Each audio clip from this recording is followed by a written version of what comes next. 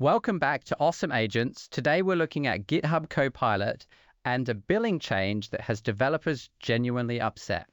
893 negative reactions in the official community thread. That number tells you something. So starting June 1, Copilot is dropping flat rate subscriptions and moving to token-based billing. Maya, what does that actually mean day to day? The plan prices stay the same on paper. Pro is still $10 a month, Pro Plus is still $39, but now that money becomes a credit limit, not a subscription. So you're not paying for access, you're paying for a spending budget. Exactly. 1 credit equals 1 cent. A Pro subscriber gets 1,000 credits, Pro Plus gets 3,900.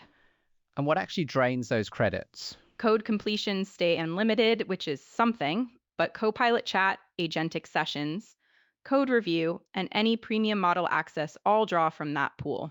So what does 1,000 credits actually buy you? Not much if you're doing anything serious. Developers calculated that one agentic session with a premium model runs $30 to $40 in token costs. A Pro user's entire month is $10. Gone before you finish the first task. Pro Plus gets 3,900 credits, which is roughly one sizable agentic session with a little left over.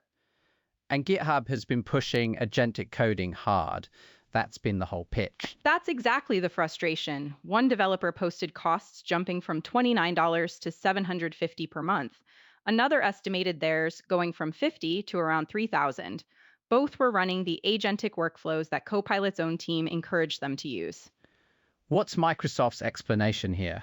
Basically, that agentic sessions cost a lot more to run, and the old flat rate absorbed those costs invisibly, which is accurate as far as it goes.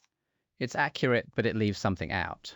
Right. GitHub spent a year building user behavior around those expensive workflows and then adjusted pricing once the dependency was in place. There's also a change in what happens when you run out of credits. Previously, when you hit your limit, Copilot would fall back to a cheaper model. Under the new system, access just stops until next month or until someone buys more. No soft landing, just a wall. For individual users, yes. Large organizations get pooled budgets and admin controls. Business and enterprise accounts also get promotional bumps for the next 3 months. So the squeeze falls hardest on solo developers and small shops. Open source maintainers especially. GitHub has long cited them as a core user base, and they're getting the sharpest effective price increase. What are people actually doing? Are they leaving? The community thread is full of cursor recommendations, $20 flat for Pro, similar agentic features, no token tracking mid-session. Windsurf at 15 comes up a lot too. The predictable pricing angle is interesting.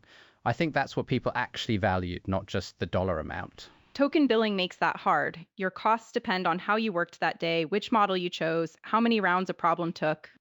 GitHub did launch a billing preview tool so users can see projected costs before the switch.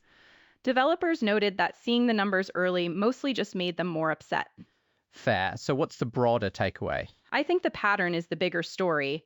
Aggressive flat rate pricing builds dependency, and once the tools are wired into daily workflows, pricing adjusts to reflect real costs.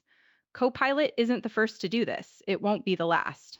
The tools that win from here might be the ones that kept pricing predictable from the start. Or the ones that are cheapest the day someone opens the cancellation page. That's the Awesome Agents podcast. I'm Alex Rivera. Maya Chen is here with me, and we'll see you next time.